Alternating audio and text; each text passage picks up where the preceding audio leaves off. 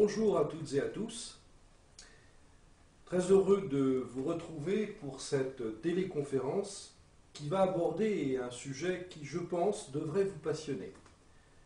Alors, je pourrais un peu la nommer comme une forme d'expérience extraordinaire, mais vous allez constater qu'il est tout à fait dans le cadre de quelque chose de scientifiquement démontré, prouvé, et qui en même temps nous ouvre une porte vers quelque chose qui est un monde assez merveilleux, que l'on appelle le rêve lucide.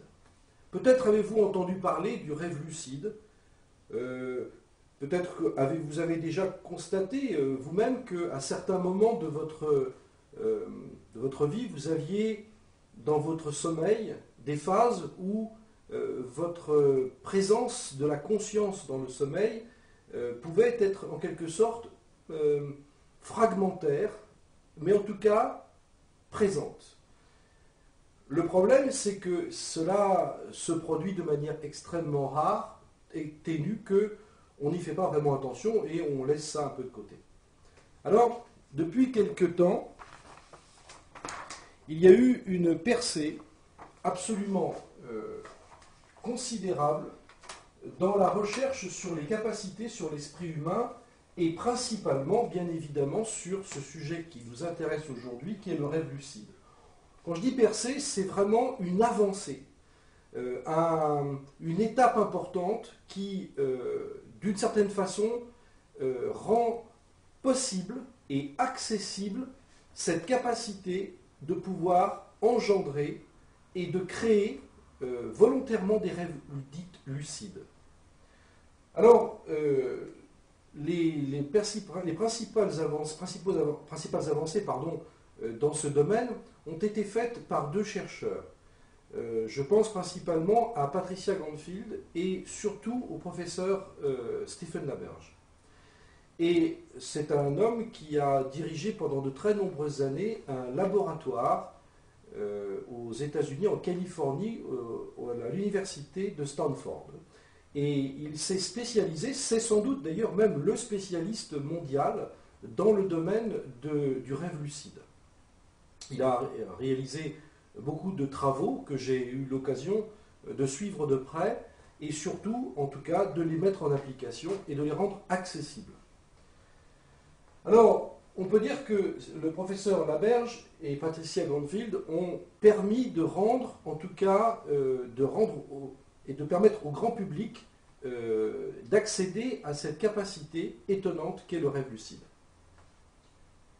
Les premières expériences qui ont été réalisées dans ce domaine étaient d'abord pour essayer de démontrer et de prouver si oui ou non ce genre d'état particulier de la conscience, de cette ouverture de ce champ de conscience, était quelque chose de réel et de scientifiquement prouvable. Et tout scientifique qui se respecte doit toujours avoir cette démarche. En tout cas, ça a été le cas pour ces deux personnes-là. Et dans les années 60-70, le professeur LaBerge a pu démontrer de manière rigoureusement scientifique qu'effectivement, on avait la capacité, avec un certain entraînement, avec une certaine préparation, on va dire, mentale, de parvenir à entrer en conscience, tout en dormant, dans cette partie qui nous semble un peu inaccessible, mais qui néanmoins est possible, d'entrer dans le rêve. Car le rêve lucide, c'est exactement cela. C'est-à-dire, vous dormez, c'est un sommeil, tout ce qu'il y a de plus normal, mais une sorte de partie de votre conscience, une sorte comme une sonde une sonde spatiale que l'on irait envoyer pour visiter certaines contrées inconnues de l'univers, et bien là, cette sonde, ce serait la sonde, une partie de votre conscience, qui viendrait voyager à l'intérieur du rêve pour à la fois participer à l'expérience du rêve, et là ça devient une expérience qui devient totalement fascinante, féerique, et en même temps de pouvoir le contrôler, voire même de le diriger quand vous le jugez utile et nécessaire. Les premières expériences qui ont été donc tentées par le professeur LaBerge étaient donc là vraiment pour démontrer la réalité scientifique du phénomène. Et il a particulièrement adapté la méthode au départ avec un dormeur qui semblait en tout cas pratiquer le rêve lucide avec en tout cas une certaine maîtrise. Et pour essayer de démontrer sa réalité, eh bien, il a décidé avec ce dormeur rêveur, d'utiliser un code que l'on utilise notamment dans le milieu militaire, qui est le morse. Et les signes en morse, eh bien, il pouvait parfaitement les reproduire avec des battements de ses paupières. Nous savons tous que lorsque nous rêvons, eh bien, il y a une partie de notre propre... la plupart de notre corps est figé, c'est-à-dire que le rêve a tendance à rendre presque comme une forme de paralysie les muscles, mais il y a la zone des yeux et des paupières qui, au contraire, est très active, c'est-à-dire que les battements des paupières sont visibles lorsqu'une personne rêve. Et on sait que si elle a ces mouvements rapides des yeux, c'est-à-dire que même les globes oculaires se mettent à pivoter très rapidement à gauche-droite, en haut et en bas, avec des mouvements rapides des yeux, et ce qu'ont appelé les Américains Rapid Eye Movement, REM, et donc, si vous voulez, cet état de fait est très très lié en fait à l'état paradoxal, qui est le sommeil paradoxal, donc le rêve. Et il est donc possible, pour une personne qui est entraînée, de produire, si vous voulez, par les battements, un message en morse. Et c'est ce qui s'est produit, et il avait donc préparé un signal avec le professeur Laberge, qui était de donner par exemple son prénom en morse lorsqu'il rêvait, ou de simplement de signaler en morse qu'il rêvait. Et c'est ce qui s'est produit, c'est-à-dire qu'effectivement, lorsque les électroencéphalogrammes ont révélé que le dormeur était en train de rêver, ils ont vérifié, ils ont regardé les mouvements rapides des yeux, et effectivement, le dormeur était capable de transmettre une information pendant qu'il rêvait. Il rêvait vraiment, c'était absolument visible sur les graphiques de l'électroencéphalographe, et on voyait effectivement le dormeur transmettre un message avec ses paupières, comme quoi, et ses yeux, qu'il était donc en train de rêver, et qu'il signalait qu'il était en train de rêver, tout en ayant une conscience de ce rêve. Alors on pourrait dire que le principal avantage du rêve lucide, en tout cas ce n'est pas le moindre, et je vous demanderai, si vous voulez bien, d'en prendre conscience, c'est que si vous passez 5 ans de votre vie, nous l'avons vu dans la précédente conférence sur comment se rappeler ses rêves, eh bien, nous passons donc 5 ans d'années de notre vie à rêver, en moyenne, mais pour la plupart, c'est une expérience qui vous passez à côté. Ça veut dire que 5 ans de votre vie, qui est une activité extrêmement enrichissante, extrêmement épanouissante, où il y a énormément de vie à l'intérieur de vous-même, vous laissez ces 5 ans à côté de vous. Et bien là, c'est comme si vous rajoutiez 5 ans à votre vie, en fait. Votre vie, elle est ce qu'elle est, mais vous rajoutez 5 ans de plus à votre vie dans la vie. Et ça veut dire quoi, ça? Ça veut dire que là, cette fois-ci, ces 5 années de rêve ne vont pas être oubliées. Ces 5 années de rêve ne vont pas être mis de côté. Ces 5 années de rêve ne vont pas être quelque chose qui ne vous appartient pas, où vous ne contrôlez rien. Mais au contraire, ces 5 années de rêve vont être pour vous une expérience nouvelle pour laquelle vous allez pouvoir participer, que vous allez pouvoir être en quelque sorte au centre de cette expérience qu'est le rêve. Et donc, quand je dis 5 ans de plus à ces 50 années, si vous voulez, de vie à votre vie, c'est que finalement, vous ne perdez plus de temps et d'une certaine manière, le temps de rêve devient pour vous pleinement utile, aussi prépondérant que votre état de veille. Donc voilà principalement les avantages que l'on peut avoir. On va en voir notamment du rêve lucide, mais je crois que celui-là est vraiment très très important. Les autres points que je voudrais signaler, c'est que le rêve lucide, c'est à la fois ce que nous venons de voir, une expérience personnelle qui vous permet d'aller beaucoup plus loin dans votre recherche intérieure, mais surtout, c'est une nouvelle approche du rêve. C'est-à-dire que là, vous n'allez plus considérer le rêve comme une expérience, si vous voulez, pour laquelle vous n'avez pas vraiment de capacité d'intervention, ou en tout cas que les rêves par eux-mêmes ne sont pas des plus utiles dans votre existence, mais là, au contraire, le rêve est au centre de votre existence. Il va devenir un point très important, utile, prépondérant même. On peut dire que jusqu'ici, vous aviez un rôle assez passif dans le rêve, soit vous ne vous en souveniez pas, et à ce moment-là, vous passiez à côté de ces éléments-là, soit vous vous en souveniez, mais d'une certaine manière, vous n'aviez pas, je dirais, un mode d'emploi qui vous permet de devenir l'acteur. Là, c'est différent, puisque là, ce que vous allez faire, c'est que vous n'allez plus être à la fois passif, mais vous allez devenir un sujet acteur. C'est quoi un sujet acteur? Un sujet, c'est pas que vous allez rendre vos rêves totalement sous votre contrôle. Ça serait sans doute pas intéressant et à mon sens, ça ne serait pas épanouissant.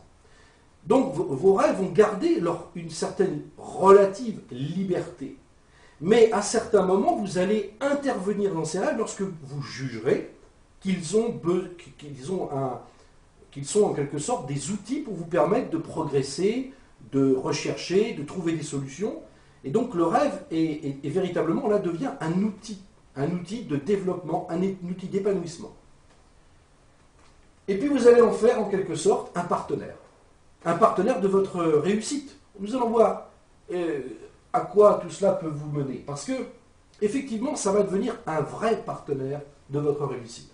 Le rêve lucide rend vos rêves de vrais partenaires, de vrais outils de travail. Alors, qu'est-ce qu'on entend par avantage? Alors, je serais bien trop, à mon sens, dans l'excès si je vous détaillais tous les avantages, parce que vous allez en découvrir vous-même. Mais au global, la plupart des pratiquants qui font du rêve lucide notent ceci. Lorsqu'on commence à bien maîtriser la technique, et lorsqu'on a, d'une certaine façon, de résultats où on commence à être lucide dans ses rêves en dormant, eh bien, on note qu'on a une meilleure maîtrise de notre champ émotionnel. Alors le champ émotionnel, c'est tout ce qui peut, d'une certaine façon, nous permettre de vivre dans des états d'angoisse, ou au contraire, l'émotion, si vous voulez, le problème de l'émotion, c'est que ça n'est pas quelque chose d'inutile. Bien entendu, l'être humain, ce qui fait sa richesse, c'est parce qu'il a ses émotions. Le problème, c'est qu'il ne sait pas souvent les gérer. Lorsqu'on est dans une phase de rêve lucide, bien évidemment, l'expérience que l'on vit, par exemple, j'ai employé un terme qui n'est peut-être pas le vôtre, mais la magnificence. Quand vous faites un rêve, si vous rêvez par exemple que vous êtes en montagne, eh bien vous avez toutes les sensations, tout le vécu d'être en montagne. Dès lors où vous commencez à vivre de manière lucide dans ce rêve, par exemple d'une scène de montagne, eh bien vous allez avoir l'émotion que vous allez ressentir. Vraiment l'émotion comme si vous étiez dans la montagne. Bon, là encore, c'est une émotion assez gigantesque, mais agréable. Mais si c'est une émotion, quelque chose qui représente, par exemple, quelque chose que vous n'aimez pas dans votre existence et que vous retrouvez dans vos rêves, vous, jusqu'ici, vous le subissiez. Cette fois-ci, vous allez pouvoir vous détacher de cela, parce que nous allons voir que c'est une forme aussi d'autothérapie. Et puis, un aspect assez ludique, mais je ne veux pas l'édulcorer, tellement il est souvent cité, recité, et même c'est souvent un des points d'intérêt. Alors, sans chercher à vous choquer, mais c'est aussi une forme de permission. Pourquoi? Parce que dans les rêves, le rêve par nature, c'est se permettre de. Vous pouvez parfaitement, dans un rêve, vous mettre à voler. Vous pouvez parfaitement vous mettre à voyager dans des contrées inconnues et finalement découvrir des lieux, des sites, des endroits que vous auriez toujours souhaité vivre. Quand vous faites un rêve lucide, non seulement vous allez toujours faire le rêve de voyage, mais en plus, vous allez vraiment y participer, si vous voulez. Parce que l'expérience du rêve étant tellement réelle que cette fois-ci, vous ne ferez plus la différence entre un rêve et la réalité quand vous serez dans cet état de lucidité. Si vous voyagez, vous faites un rêve d'envol, vous aurez l'impression de voler, mais en même temps, ça sera vraiment une expérience comme si vous voliez. Mieux, vous pourrez à la fois vous permettre de voler, mais c'est qu'en même temps, ce rêve ira jusqu'à diriger le vol. C'est ce qu'on appelle la direction, prendre le contrôle de son rêve. Et alors là, ça devient encore plus extraordinaire parce que vous pouvez parfaitement diriger le vol sur une zone que vous voulez explorer. Et ça peut être explorer un champ de votre conscience indirectement par le voyage du rêve. Allez savoir. Les Sénoï, par exemple, qui sont une tribu qui vivent une tribu primitive de Malaisie, où tout est centralisé autour du rêve, leur vie est centralisée autour du rêve, sont une peuplade qui vit dans un état de bonheur permanent. Ils ne connaissent que le bonheur, il n'y a pas de conflit, ou quasiment pas, où c'est géré très très bien. Ils ont un équilibre émotionnel absolument extraordinaire. Eh bien, ce sont des gens qui maîtrisent le rêve de cette façon-là, et pour eux, un rêve par exemple d'envol, ils vont la fois suivante le vivre et d'entrer en lucidité dans ce rêve pour pouvoir mieux le contrôler. Donc ces peuplades arrivent à faire cela. Et ils obtiennent des résultats assez extraordinaires sur le plan d'harmonie, tant avec eux-mêmes qu'avec leur propre entourage. S'offrir des permissions, c'est aussi sur le plan, par exemple, je cite souvent des domaines qui sont souvent abordés dans ce domaine, c'est la sexualité.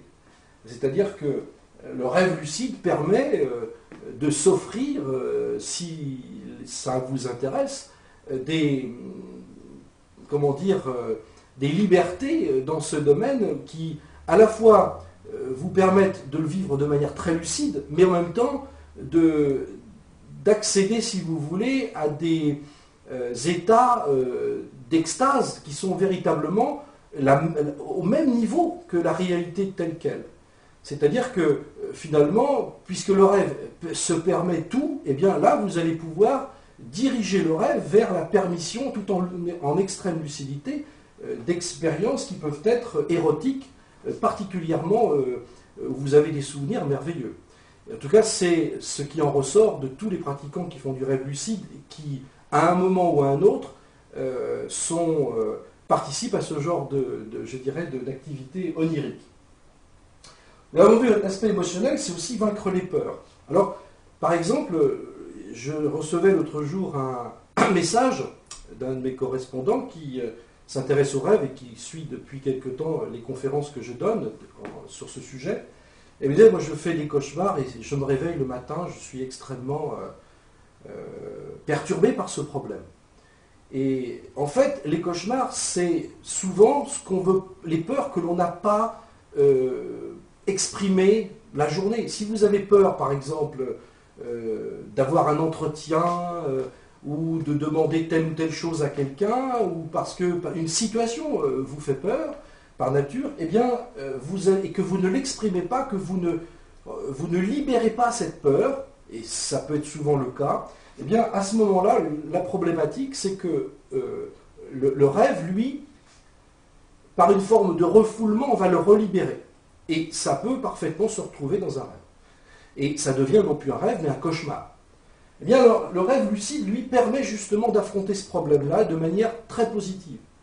Les rêveurs lucides, alors je vais employer un terme qui s'appelle onironaute, comme un cosmonaute. Le cosmonaute qui va voyager dans le cosmos, eh bien, l'onironaute va voyager dans ses rêves. Et bien là, il va pouvoir faire face à ce qui lui fait peur, puisqu'il a cette capacité de détachement. En même temps, le rêve, il le vit de manière très réelle, mais d'une certaine manière, il peut en prendre à la fois le contrôle et en conserver cette base de recul qui lui permet à la fois d'affronter. Et je vais vous donner un exemple de personnes qui pratiquent très très bien le rêve lucide et qui arrivent à gérer ces histoires de peur et de cauchemar. Ce qui leur fait peur dans la journée, ils vont le retrouver peut-être dans un rêve. C'est très fréquent, c'est là que si vous pratiquez le rêve lucide, vous allez voir que ce qui vous fait peur dans la journée se retrouve souvent la nuit. Et bien là, vous allez pouvoir y faire face. Parce que ce qui vous fait peur, vous savez très bien que vous rêvez, donc ça n'a pas de risque. Et là, vous pouvez parfaitement affronter telle ou telle situation qui, jusqu'ici, vous n'osiez pas le faire. Et l'exemple que je vous parlais, donc, je lui ai appris la méthode du rêve lucide, et progressivement, elle a pu intervenir dans ses rêves sur les situations qui, jusqu'ici, lui provoquaient toutes ces frayeurs. Et bien, comme elle savait qu'elle rêvait, elle s'est sentie libérée à l'idée de dire, ben, après tout, si j'ai peur de lui dire ce que j'ai à dire, eh bien là, dans le rêve, je vais le faire. Et c'est ce qui s'est passé. Et cette action qu'elle n'aurait pas fait à l'état conscient, elle a pu le faire dans les rêves, lui a permis, dans l'état conscient, de franchir une étape où elle a effectivement pu se sentir beaucoup plus à l'aise de le faire. Et c'est là qu'on arrive vraiment à une étape, on nous verra tout à l'heure, que c'est une forme d'autothérapie. Volontairement, j'édulcore l'aspect challenge, je vais vous en parler tout de suite, parce qu'effectivement, c'est une autothérapie. Alors pourquoi aussi autothérapie? Eh bien, les psychothérapeutes qui s'intéressent au domaine du rêve lucide, il y en a quelques-uns maintenant, puisqu'on entre dans un domaine, où le rêve lucide est maîtrisable, c'est qu'on entre dans un domaine où la visualisation mentale, l'imagination est à son apogée. On ne peut pas faire plus réel que le rêve. Et donc, si vous voulez, on sait aujourd'hui que l'image mentale est un vecteur pour pouvoir ouvrir des champs de conscience différents. Donc là, on est vraiment au cœur du vécu, de l'expérience intérieure dans toute sa globalité, je dirais même dans sa totalité. Et donc, on a là vraiment des moyens, des outils qui nous sont mis à notre disposition, que sont les rêves, par l'intermédiaire des matériaux d'image que nous avons, et de pouvoir travailler sur cela. Donc vous verrez que c'est une forme de thérapie, une autothérapie, et que vous allez pouvoir finalement, régler, associer, jongler par rapport à votre vécu, par rapport à vos besoins, par rapport à votre personnalité. Et puis je reviens sur l'aspect challenge. Alors faire face au challenge. Quand j'entends faire face au challenge, je veux dire quoi? Eh bien, les personnes qui se réalisent dans l'existence, qui réussissent, sont des personnes où on retrouve un point commun. C'est qu'ils rencontrent bien évidemment des obstacles. Ils ont des obstacles, ils rencontrent ces obstacles tout au long de leur vie comme toute autre personne. Seulement, il y a une différence. C'est que les personnes qui avancent, qui progressent, qui atteignent leur but dans la vie, c'est pas qu'elles sont plus intelligentes que les autres, c'est pas qu'elles possèdent plus de capacités que les autres, non, non. C'est qu'elles apprennent à puiser en elles-mêmes plus que les autres. C'est-à-dire qu'elles cherchent en elles-mêmes à trouver des forces, des énergies, des ressources, des capacités, plutôt que d'essayer de trouver à l'extérieur la solution, là où les solutions. Bien sûr qu'on en trouve à l'extérieur, mais quand on veut réussir sa vie, c'est surtout en soi-même que l'on a à travailler sur des capacités, on parlait tout à l'heure de vaincre nos peurs, mais c'est tout à fait caractéristique à ça. L'action, pourquoi est-ce qu'on a peur d'agir, pourquoi... Eh bien, là, en quelque sorte, vous allez aller chercher au fond de vous-même vos ressources, et ces ressources, vous allez pouvoir les utiliser, les exploiter, et par le rêve lucide, trouver un certain nombre de solutions, un certain nombre d'idées, un certain nombre de perspectives que vous n'auriez sans doute pas imaginées. Donc, on peut dire que c'est un moyen de faire face au challenge de la vie. Ensuite, vous me direz, mais comment peut-on arriver à entrer de manière lucide, à pratiquer le rêve lucide? Alors, bien sûr, vous l'imaginez, ça ne se fait pas d'un claquement de doigts, et hop, il suffit de décider qu'on fasse des rêves lucides pour que le processus s'enclenche. Bien évidemment, ce n'est pas comme ça que ça marche. Alors, déjà, dans l'aspect pratique, on n'est pas là pour faire un cours sur le rêve lucide, mais déjà vous donner un petit peu des rudiments sur les principes, comment on pratique le rêve lucide. Eh bien déjà, la première chose que vous devez faire, c'est d'avoir une quantité de sommeil suffisante. Lorsque l'on manque de sommeil, et de manière récurrente, bien sûr, on a tous un moment veillé, etc. Alors justement, j'ouvre une parenthèse sur cette question-là, mais vous avez remarqué que lorsque vous veillez pendant plusieurs nuits, parce que la situation s'y prête, parce qu'il y a une nécessité, eh bien, vous avez en quelque sorte moins de rêves. Bien évidemment, puisque vous dormez moins. Mais si vous vous mettez à dormir tout autant, à un rythme normal dans les nuits suivantes, eh bien, vous avez comme une sorte de dette des rêves, c'est-à-dire que votre cerveau a enregistré qu'il devait rêver, mais que vous n'avez pas rêvé pendant cette période, et donc, il va y avoir une dette, et cette dette va être remboursée. Elle va être remboursée sur le fait que les nuits où vous allez avoir un sommeil avec la longueur normale, celle dont vous avez besoin, eh bien, plutôt que de rêver, par exemple, pendant 1 heure et quart, eh bien, vous allez rêver pendant 2 heures, etc. Les rêves seront plus longs, etc. Donc, de toute façon, on rembourse toujours notre dette de rêve. Alors donc, la quantité de sommeil suffisante, c'est la condition primordiale pour pouvoir pratiquer le rêve lucide. Je ne dis pas de rêver plus, de dormir plus, mais au moins d'avoir une qualité de sommeil normale. Ensuite, on va utiliser ce qu'on appelle la méthode dite prospective. Alors, c'est quoi la méthode dite prospective? Ben, comme dit prospective, c'est la notion de se projeter dans l'avenir. Qu'entendons-nous par rêve lucide et méthode prospective? Eh bien, ce qu'a découvert Patricia Gandfield et le professeur Laberge, c'est que on a un processus qui peut nous permettre d'accéder au rêve lucide si on utilise le même procédé qu'on utilise dans la vie quotidienne, qui est ce qu'on appelle des procédés, je dirais, mnémotechniques. Alors, je vais vous en donner un exemple, et c'est tout à fait caractéristique de cela. Si, par exemple, vous voulez vous rappeler que vous avez telle ou telle course à faire, ou telle tâche à réaliser, ben, qu'est-ce qu'on fait? Ben, dans la plupart du cas, on met un petit post-it. Et on le met à un endroit stratégique de façon à ce que lorsqu'on passe devant, eh bien, bah oui, ça me rappelle que.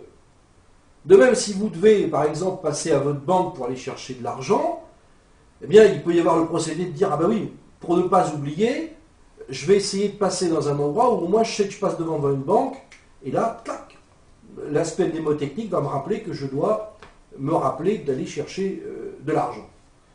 Eh bien là, c'est exactement la même chose, si vous voyez ce que je veux dire. La méthode prospective, c'est de faire en sorte qu'on crée une sorte de signal de mémorisation, de signal mémotechnique, qui vous rappelle que lorsque vous êtes en phase de rêve, lorsque vous allez vraiment rêver la nuit, eh bien ça vous dit « je dois me rappeler que je dois en être conscient ».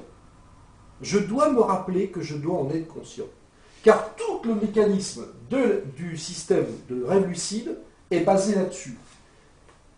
Si vous voulez, le rêve, en quelque sorte, il est présent, là, vous voyez, vous faites une nuit, puis subitement vous vous mettez ici dans une phase de rêve. Seulement, ici, votre conscience, elle est là. Elle est là. Elle est là. Elle est là. Elle est là. Mais si vous ne prenez pas conscience que ici, vous êtes en train de rêver, vous allez oublier que vous rêvez. Notez bien cette expression. Ce n'est pas quelque chose de banal. Oubliez que vous rêvez. Eh bien, c'est ce qui se produit chaque nuit. Vous oubliez que vous rêvez. Vous rêvez, certes, votre activité mentale est en ébullition, en hyperactivité. 70% de vos neurones fonctionnent de manière extraordinaire et produisent en quelque sorte des scénarios créatifs, inventifs, imaginatifs, d'auto-guérison, d'auto-réalisation, allez savoir. Mais vous passez là et vous avez finalement oublié, comme lorsque vous passeriez devant la banque et dire « Ah, j'ai oublié je suis passé devant et j'ai oublié de m'arrêter pour aller chercher ou déposer de l'argent. » Eh bien là, c'est la même chose. Donc, on va créer, en quelque sorte, par une forme de préparation mentale, un processus qui va faire que cette prospective, lorsque vous allez rêver, pendant votre sommeil, bien sûr, entendons-nous bien, une partie de votre conscience va utiliser un petit mémo, une sorte de petit post-it, mais intérieur, psychologique, mental, qui va vous dire « tu es en train de rêver, rappelle-toi que tu dois en être conscient ». Et c'est là toute la subtilité, l'originalité du processus. Alors, bien entendu, il y a un certain nombre de protocoles pour arriver à développer cette préparation mentale pour que l'état mnémotechnique vous rappelle que vous êtes en train de rêver et donc d'élever votre niveau de conscience à ce moment-là, votre niveau de lucidité. Alors je vais vous donner un exemple parmi, bien entendu, d'autres, puisque ça n'est pas tout l'ensemble de la technique, ça serait trop long à expliquer ici, mais comment fait-on par exemple pour entrer dans cet état psychologique qui permet de développer cette capacité? Alors, on pourrait dire que il y a, dans les premières phases du sommeil, et vous avez sans doute pu vous en rendre compte, lorsqu'on n'est pas totalement endormi, mais qu'on sent qu'on bascule dans le sommeil, eh bien, il y a quelquefois une sorte de myriade d'images dont on ne contrôle rien d'ailleurs. Hein. C'est tellement assez féerique, lumineux, si on va très très loin dans le pré-sommeil. C'est ce qu'on appelle une phase dite hypnagogique. Et la phase hypnagogique, on la rencontre tous si on y est attentif. C'est-à-dire que la phase hypnagogique, c'est une sorte de phase de pré-sommeil, mais surtout une phase de pré-rêve. Ça n'est pas le rêve, mais presque le rêve. Donc, pendant des moments très brefs, éphémères, on va dire fragiles, il y a quelquefois des pensées qui vous traversent au moment où vous vous endormez et qui sont très très lumineuses, très claires. Et c'est là que j'en reviens à l'idée de la capacité du rêve de créer des images d'une extraordinaire beauté, d'une extraordinaire luminosité, d'un extraordinaire réalisme. Eh bien, les phases hypnagogiques vous donnent déjà une idée de ce que va représenter le rêve lucide, parce que ces brefs moments où on a des flashs d'images, et puis après on bascule dans le sommeil, sont des pistes de ce que c'est que le rêve. Eh bien, dans les cadres des préparations mentales, il y a cet exemple-là. Ça n'est pas le seul, bien évidemment, mais il y a celui-là. C'est de détecter cette phase hypnagogique. Donc vous vous couchez, vous pouvez par exemple faire une sieste, et vous attendez un moment que ces premières images furtives vous apparaissent. Donc, pré-rêve. Et là, vous allez vous poser une question mentale. Cette question mentale, c'est de se dire, par rapport à ce que vous avez vu, perçu, même dans un moment très très court, si c'était un rêve, à quoi cela ressemblerait-il? Donc, vous reprenez cet outil, vous reprenez ce petit élément, même éphémère, et vous vous dites intérieurement, vous le reprenez comme si c'était un élément constitutif absolument fondamental. Et vous vous dites, si c'était un rêve, à quoi cela ressemblerait-il? Donc là, vous faites appel, certes, à votre imagination, vous faites appel un peu à votre inventivité, mais vous dirigez votre conscience sur quelque chose qui est déjà un pré-rêve. Alors, de façon volontaire, délibérée, eh bien, vous allez vous poser la question, mais si c'était vraiment un rêve, comment je verrais les choses? Avec le fragment que vous avez noté, avec cet petit élément qui est passé dans votre conscience, même de manière subreptice. Si c'était quelque chose, un vrai rêve, comment j'entendrais les choses? Si c'était vraiment un rêve, comment je le ressentirais? Et donc, vous allez vous replonger dans ce fragment et vous poser cette question. À quoi cela ressemblerait-il si c'était vraiment un rêve? Alors, je ne dis pas que vous allez obtenir la réponse. Mais en tout cas, vous avez une intention, vous avez créé une intention de vous intéresser à partir de cette phase hypnagogique et de vous dire, mais ce petit élément qui m'a traversé l'esprit pendant quelques instants, si c'était un rêve, comment serait-il? Eh bien, vous verrez que, au-delà de l'imagination, vous allez revoir, sans doute, ces petits fragments, ces petits éléments, mais qui, in fine, vont vous servir à vous rappeler, et j'insiste bien là-dessus, à vous rappeler que lorsque vous êtes dans un état de rêve, vous devez vous aussi intervenir, soit sous la forme d'une question, soit sous la forme de votre conscience. Et c'est là tout ce qui est extraordinaire.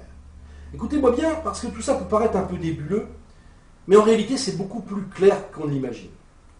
Dès lors où vous avez utilisé un fragment d'une phase hypnagogique, c'est-à-dire d'une phase d'endormissement, qui était une première pensée qui vous a traversé l'esprit, qui était le pré-rêve. Vous l'utilisez comme un outil qui vous dit « Et si c'était un rêve, comment serait-il » Eh bien, ce qui va se produire, c'est que lorsqu'effectivement vous serez dans un vrai rêve, eh bien, votre conscience se rappellera ce petit exercice que vous avez fait dans une phase de pré-sommeil. Et ce que je vous expliquais précédemment, le problème, c'est qu'on oublie que l'on rêve, et bien là, vous allez non pas l'oublier, mais vous allez vous en rappeler. Et donc, à partir de là, vivre le rêve, non plus comme quelque chose de passif, mais vous allez devenir actif. Et puis ensuite, la deuxième étape, c'est de vous projeter, si vous voulez, dans la pensée que vous faites, si vous voulez, un vrai rêve et que vous en profitez de faire un rêve lucide. C'est-à-dire que là, vous êtes dans une projection mentale, vous imaginez la situation, que après avoir fait ce petit exercice de questions, vous allez vous projeter dans le rêve, qui n'est pas encore arrivé, soyons bien d'accord, mais vous allez imaginer que vous êtes conscient, que vous êtes lucide, et si vous voulez, ce processus-là va engendrer une phase de programmation de l'esprit. C'est-à-dire ce qu'on pourrait appeler une forme d'autosuggestion mentale. Et cette programmation de l'esprit va se répercuter dans le rêve. C'est-à-dire que si on se projette dans l'idée « Ah, mais si j'étais dans un rêve lucide, qu'est-ce que je ferais ?» Eh bien, vous allez avoir de nouveau un rappel au moment du rêve. Ça, ce sont, je dirais, les rudiments, bien évidemment très simplistes, du processus, comment on commence à créer un état d'esprit, si vous voulez, d'un rêve lucide. Bien évidemment, il y a d'autres critères. Et ces critères, ce serait extrêmement long de vous l'expliquer ici, parce que bien évidemment, on est dans un domaine qui, là, si vous voulez, on est dans une phase préparatoire, c'est-à-dire une phase de préparation psychologique. Maintenant, il y a toute la phase, qu'est-ce qui se produit pendant l'endormissement, quand on dort, comment on entre dans le rêve, comment on le dirige le rêve, et d'une certaine manière, il y a un processus extraordinaire. Voilà, je voulais aborder cette question avec vous. Si ce sujet vous intéresse vraiment, si vous voulez aller très très loin dans cette démarche de rêve lucide, eh bien je vous invite à suivre un programme très complet. Ce programme que j'ai mis au point, qui est le fruit de 2 ans de travail, 2 ans d'études, 2 ans d'expérimentation, où j'ai un peu trié le bon grain de livret, rendu accessible, technique, en vidéo, et bien de suivre un programme que j'ai mis au point qui s'appelle « Comment maîtriser et pratiquer le rêve lucide ». Alors vous avez une formation de plusieurs heures, à la fois en vidéo et autres. Et là, il suffit de vous rendre sur le site de www. Je vais peut-être vous l'écrire sur un papier ici.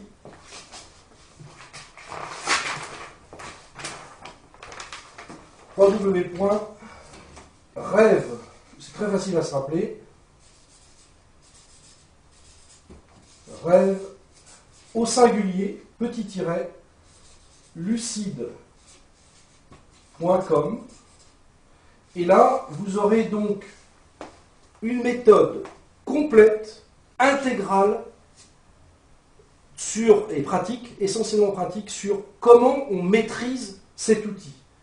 Et vous verrez que vous allez faire véritablement une expérience merveilleuse, pour laquelle vous serez sans doute très fier de vous, de pouvoir maîtriser ça, parce que c'est une ouverture vers un champ de conscience, c'est une ouverture vers une voie de développement personnel, c'est une ouverture vers des capacités absolument extraordinaires que vous ne pouvez même pas supposer aujourd'hui. Parce que si j'ai quelque chose à vous dire, c'est que les seules limites que vous allez pouvoir accéder au rêve lucide, ce sont les vôtres.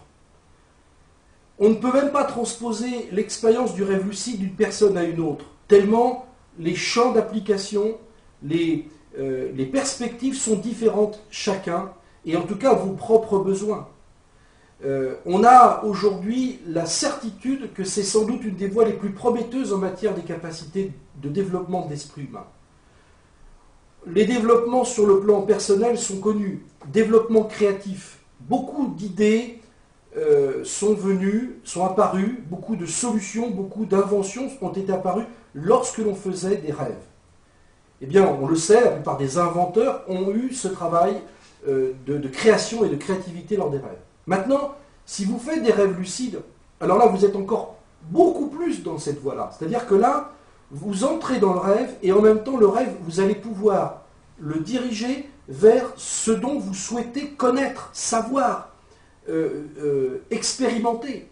Et donc, d'une certaine manière, c'est tout un tas de capacités créatives, inventives, imaginatives que vous allez pouvoir atteindre. Donc, au-delà de la notion de créativité, c'est aussi une ouverture vers votre propre épanouissement personnel.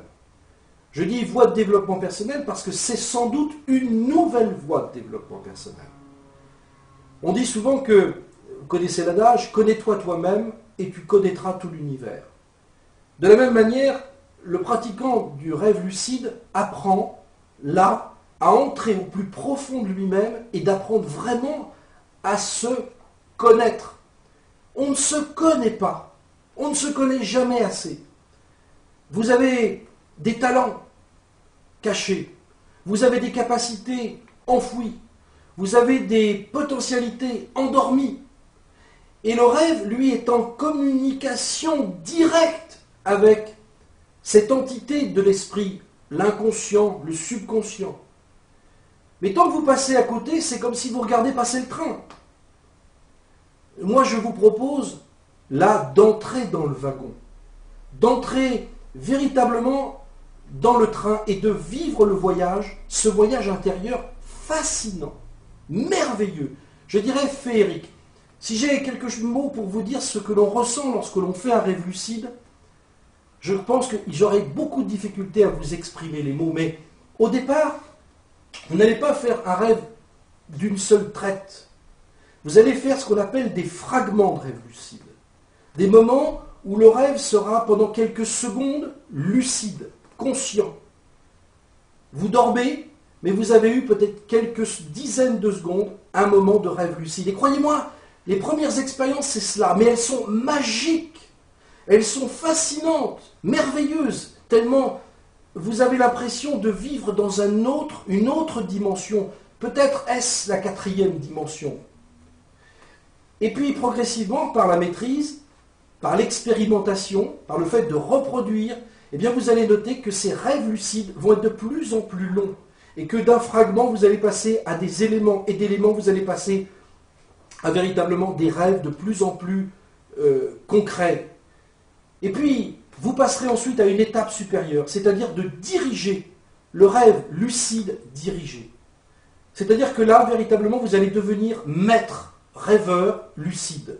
Le rêve va devenir pour vous une expérience d'acteur. Vous allez pouvoir intervenir dans un rêve. Par exemple, questionner un personnage d'un rêve. Si vous avez des questions existentielles, si vous avez des éléments, des points qui vous angoissent, ou qui pour vous, nécessairement, vous avez besoin de rechercher ces solutions, eh bien, n'allez pas les chercher toujours à l'extérieur, elles sont souvent en vous. Mais comment faire?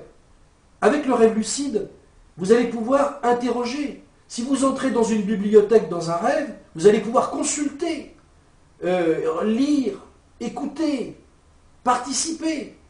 Si vous avez une expérience, un lieu que vous voulez découvrir parce que vous êtes dans ce rêve, vous allez pouvoir intervenir pour pouvoir vraiment y accéder. Et là, tout devient extraordinaire puisque le rêve est aussi réel que votre réalité concrète, aussi réel que vous m'écoutez. Il n'y a pas de différence. La sensation, la perception, le vécu est le même. Et donc, votre vie prend une dimension tellement extraordinaire que si je peux me permettre, l'autre jour, je reçois un coup de téléphone d'une personne à qui j'ai appris cette méthode, qui a testé ça pendant pas mal de temps, me disait, mais finalement, il n'y a qu'une chose que j'ai envie, c'est d'aller me recoucher chaque soir pour revivre cette expérience extraordinaire qu'est le rêve lucide. Alors, je vous invite, si vous le souhaitez, à faire ce pas décisif. Alors, n'allez pas trop vite. La formation que je vais vous donner là, si vous souhaitez aller plus loin, elle sera étalée sur plusieurs jours. Je ne vais pas vous envoyer tout en une fois. Et vous allez pouvoir progressivement accéder à ce nouveau champ de conscience, à cette nouvelle dimension de votre esprit. C'est ici, à www.rêve-lucide.com au singulier. Et je vous souhaite un bon voyage. Merci de votre attention. À très vite.